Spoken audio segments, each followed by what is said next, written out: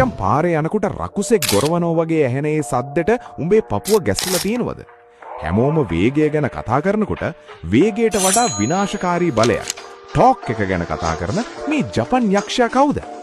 අද talk master එකෙන් අපි හෙලි කරන්නේ ලංකාවේ පාරවල් වලට ඇත්තටම ඔරොත්තු නොදෙන හීනෙන් විතලක් දකින Yamaha MT-07 එකේ ඇත්තම භයානක කතාවයි.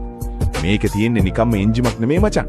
689cc cross plane 2 එන්ජිමක්. මේකේ තියෙන විශේෂත්වය තමයි ඕනෑම ගියර් එකකදී ඕනෑම RPM එකකදී උඹ පෑගුවොත් බයික් එක ඉස්සරහා රෝදය උස්සන්න බලන ඒ ටෝක් එක.